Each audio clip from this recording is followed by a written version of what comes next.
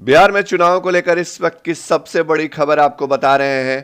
Corona संक्रमण के बढ़ रहे मामलों के बीच राज्य में 24 विधान पार्षदों के लिए जो चुनाव होना था उसको निर्वाचन आयोग ने टाल दिया है। चुनाव आयोग ने इसके साथ ही साथ बिहार में एक विधानसभा सीट पर जिस पर उपचुनाव होना था उसको भी टाल दिया है।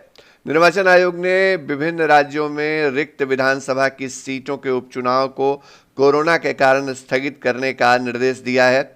इसमें बिहार विधानसभा के मुंगेर की तारापुर सीट भी शामिल है।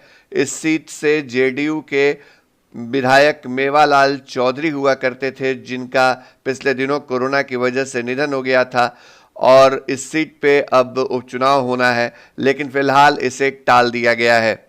सबसे बड़ा फैसला यह है कि राज्य में स्थानीय प्राधिकार के तहत आने वाले 24 विधान परिषद की सीटों के चुनाव को भी टाल दिया गया है। ये सीटें 17 जुलाई के बाद रिक्त हो जाएंगी। चूंकि कोरोना के कारण पंचायत चुनाव में देरी होगी, इसलिए स्थानीय प्राधिकार के तहत एमएलसी के चुनाव में भी देरी होगी। इस चुनाव में पंचायत राज संस्थाओं के प्रतिनिधियों के द्वारा विधान परिषद के लिए अपने प्रतिनिधि चुने जाते हैं।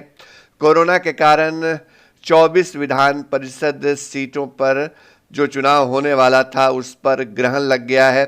हम आपको बता दें कि 24 विधान परिषद की सीट में से सीटें 17 जुलाई के बाद खाली हो जाएंगी, लेकिन इस बात की उम्मीद नहीं थी कि ये चुनाव समय पर हो पाएंगे। लिहाजा अब चुनाव आयोग ने जो अलग अलग राज्यों में विधानसभा की खाली पड़ी सीटों के लिए चुनाव का शेड्यूल जारी करना था उसको स्थगित कर दिया है और इसके साथ ही विधान परिषद की जो 24 सीटें हैं बिहार की, उस पर भी चुनाव जो है वो टल गया है। सबसे अहम सवाल ये है कि क्या पंचायत चुनाव बिहार में हो पाएंगे, उसको लेकर के राज्य निर्वाचन आयोग को फैसला लेना है। लेकिन जिस तरह के हालात बिहार में नज़र आ रहे हैं उसको देखते हुए ऐसा नहीं लगता है कि समय पर पंचायत के चुनाव हो पाएंगे, और अगर पंचायत के चुनाव ही नहीं हुए तो विधान परिषद की 24 सीटों पर चुनाव होना संभव नहीं है।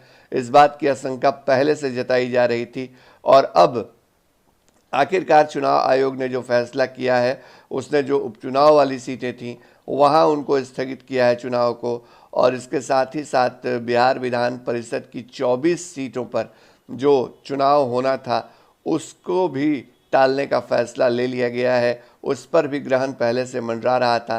राज्य निर्वाचन आयोग को अब पंचायत चुनाव के ऊपर फैसला लेना है।